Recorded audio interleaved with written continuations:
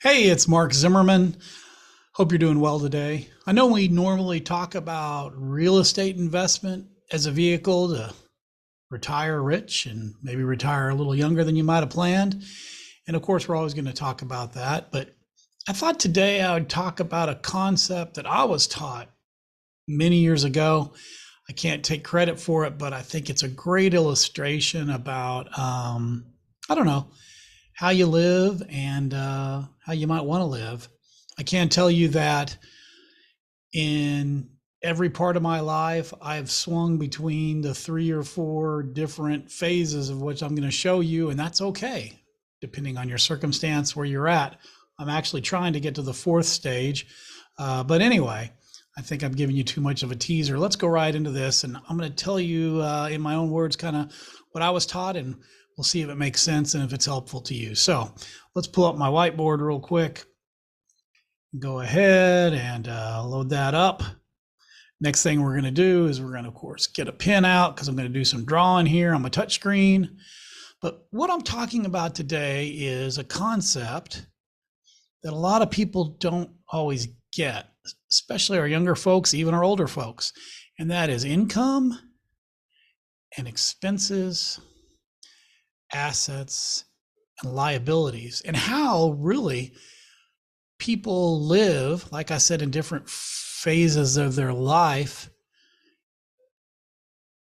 through this idea of income, expenses, assets, and liabilities.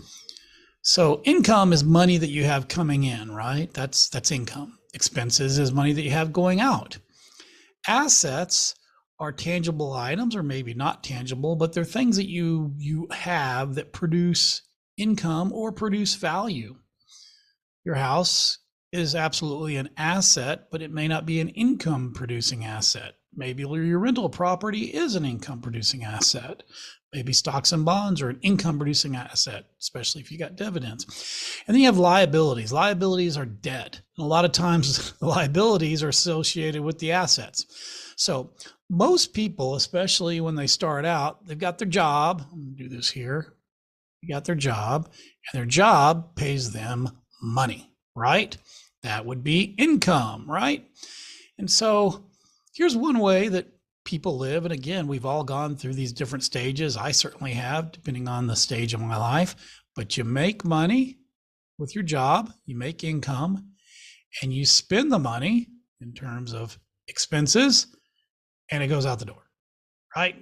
You're making money and you're spending money. Now, as people start to make a little more money, if they control their expenses,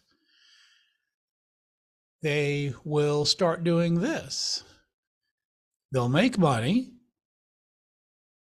they'll have some expenses, but they'll buy, say, a boat, some type of asset. Can't draw with my finger. Maybe a house. I don't know.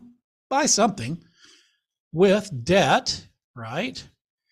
And then at the end of the month, it's all gone.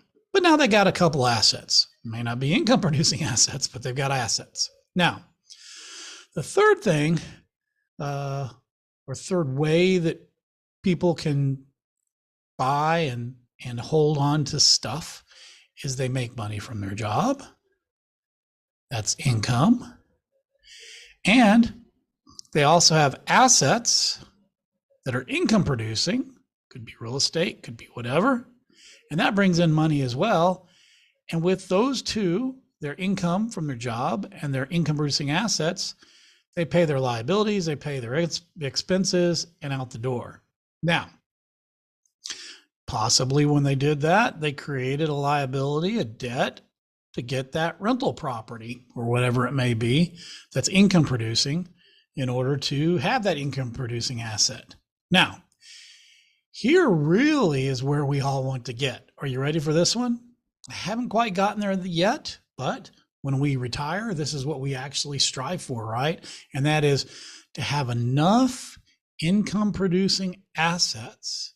That's where all of our money comes from, that we can pay our expenses and maybe a little bit of liabilities and out the door.